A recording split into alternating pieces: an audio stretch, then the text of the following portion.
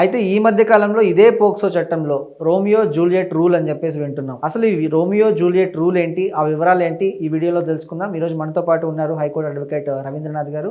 ఇంకెందుకు ఆలస్యం, సార్తో మాట్లాడదాం. నమస్తే రవీంద్ర. నమస్తే అండి రోహన్ గారు. ఈ రోమియో జూలియట్ రూల్ ఏంటండి? పోక్సో యాక్ట్ అంటే ఆల్మోస్ట్ చాలా మందికి తెలుసు. అందులో ఈ రోమియో జూలియట్ రూలు అని అంటున్నారు. మరి ఇది ఏంటండి? పోక్సో చట్టం అంటే మైనర్ బాలబాలికల మీద, అంటే బిలో 18 years ఉన్నటువంటి బాలబాలికల మీద సెక్సువల్ హెరాస్మెంట్ కానీ జరిగితే వాళ్ళ మీద కఠిన చర్యల్ని అమలు చేస్తూ 2012లో మనం ఈ చట్టాన్ని తీసుకొని వచ్చాం. దాన్ని పోక్సో చట్టం అంటారు. చాలా మంది తెలిసిన విషయం.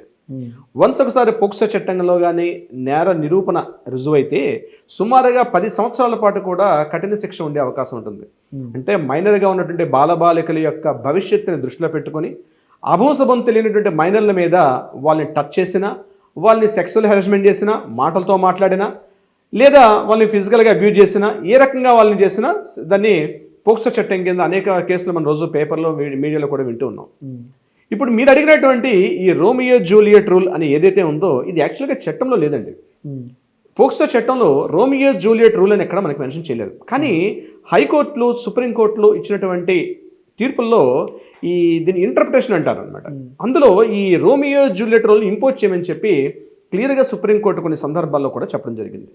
అది ఏంటి స్పెసిఫిక్గా ఈ రోమియో జూలియట్ రూల్ అంటే మైనర్లు ఇద్దరు, అంటే 17 ఏళ్ళు 16 ఏళ్ళు ఉన్నటువంటి అమ్మాయి అబ్బాయి, వాళ్ళిద్దరు కూడా తెలియనటువంటి ఏదో ఒక ఆకర్షణ లేదా ఒక ఇన్ఫాచ్యుయేషన్ అంటాం మనం, ఒక ఆకర్షణలో లోనై ప్రేమ అనే పేరుతోటి సొసైటీలో కానీ తిరుగుతూ ఉంటే, పెద్దల్ని వ్యతిరేకిస్తూ తిరుగుతుంటే, వాళ్ళిద్దరి మధ్య ఉన్నటువంటి వయోభేదం అంటే వయసు యొక్క తారతమ్యం పెద్దగా లేకపోతే, ఉదాహరణకి అమ్మాయి వయసు 16 సంవత్సరాలు, అబ్బాయి వయసు 17 సంవత్సరాలు, లేకపోతే అమ్మాయి వయసు 16 సంవత్సరాలు, అబ్బాయి వయసు కూడా 16, 16.5, సుమారు ఇంచుమించుగా నెలల తేడాలు, ఇటువంటి సందర్భంలో వాళ్ళిద్దరూ కలిసి ఒక ఫిజికల్గా వాళ్ళు కలిసినా, లేదా టచ్ చేయకున్నటువంటి ప్రదేశాల్లో అమ్మాయిని టచ్ చేసినా, ఆమెను ఇబ్బందికర పరిస్థితులు కుదిరినప్పటికి కూడా అబ్బాయి మీద చట్టపరమైనటువంటి చర్యలు తీసుకోవద్దు అని చెప్పి సుప్రీంకోర్టు చెప్పడమే ఈ రోమియో జూలియట్ రూల్.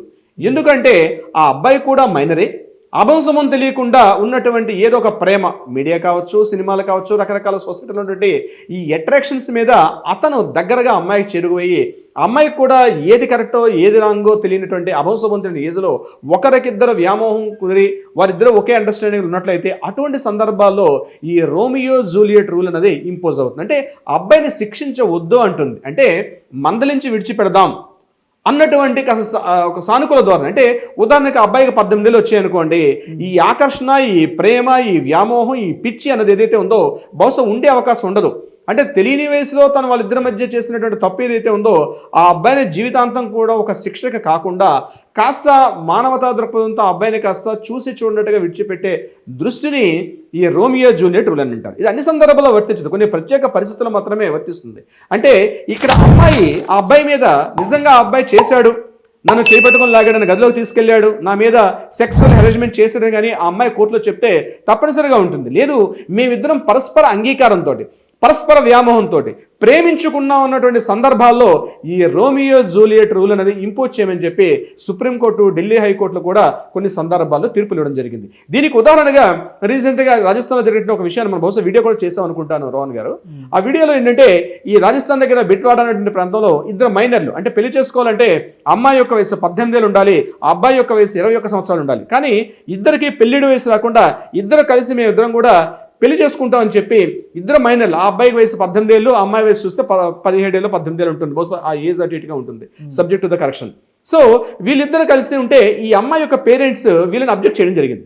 మీరిద్దరూ పెళ్లిడి వయసు కాదు అని చెప్పి దగ్గర పోలీస్ స్టేషన్ కంప్లైంట్ చేస్తే పోలీసులు కూడా కేసు నమోదు చేసి కోర్టులో ప్రవేశపెట్టడం జరిగింది. వాళ్ళు ఏమన్నారంటే మేమిద్దరం కలిసి జీవిస్తాం, మేమిద్దరం పెళ్లి చేసుకుంటాం, మేము ఆర్టికల్ 21 ప్రకారం మాకు హక్కులు ఉన్నాయి కదా, మీ చట్టాలు మాకు వర్తించని చెప్పి ఆ ఇద్దరు అమ్మాయి అబ్బాయి ఇద్దరు కూడా కలిసి కోర్టును ఛాలెంజ్ చేయడం జరిగింది. దీని మీద సదరు న్యాయమూర్తి గారు విచారణ చేపట్టిన తర్వాత పెళ్లిడి వయసుకి మనం నిర్ణయించుకున్న వివాహ వయసు ఏదైతే ఉందో 21 years 18 years ఏదైతే ఉందో అది ఖచ్చితంగా ఉండాల్సిందే. ఈరోజు మీరిద్దరూ మ్యారేజ్ వయసు లేదు కాబట్టి కలిసి జీవించడంలో తప్పు లేదు, కానీ వివాహం చేసుకుంటే మాత్రం తప్పు అని చెప్పి ఒక ఆయన అక్కడ తీర్పు ఇవ్వడం కూడా జరిగింది. దాని మీద కొంతమంది వ్యతిరేకులు కూడా ఈ జడ్జిమెంట్ ఇట్లా ఉండకూడదు, సొసైటీ మారిపోతుంది, సమాజం మారిపోతుందని. కానీ ఒకసారి చట్టం చేసుకున్న తర్వాత అనేక ధోరణిలో ఆలోచించి మనం చట్టాలు చేస్తే ఏదో ఒక యాంగిల్లో మనం ఆలోచించడం కాకుండా చట్టాలు చేసేటప్పుడు ఉంటాయి. రోమియో జూలియట్ విషయానికి వస్తే ఇక్కడ ఇదే ఇంపోజ్ అయింది. ఇప్పుడు నేను చెప్పినట్టు ఈ కేసులో రోమియో జూలియట్ రూల్ ఇంపోజ్ అయింది. అంటే అమ్మాయి అబ్బాయి ఇద్దరు కూడా పరస్పరాన్ని ఆకర్షణలో ఉన్నారు, కానీ ఒకరినొకరు ఇష్టపడుతూ ఉన్నారు. అటువంటి సందర్భాల్లో మ్యారేజ్ చేసుకోకండి, కలిసి ఉండండి. ఇది బహుశా 1-2 ఇయర్స్ తర్వాత వాళ్ళు మేజర్లు అయ్యేసరికల్లా ఈ అభిప్రాయాన్ని కొనసాగించవచ్చు, లేకపోతే ఇద్దరు కూడా విడిపే అవకాశం కూడా, ఎందుకంటే ఆ ఐడియాలిజం మారిపోతుంటుంది. సో రోమియో జూలియట్ రూల్ అనేది అంటే వయసు తారతమ్యం పెద్దగా లేకుండా ఇద్దరు కలిసి ఉన్నప్పుడు తప్పనిసరిగా వాళ్ళ మీద కఠినమైన చర్యలు తీసుకోవద్దని చెప్పేదే ఈ రోమియో జూలియట్ రూల్. రోహన్ గారు రైట్ అండి, thank you so much. Thank you so much అండి.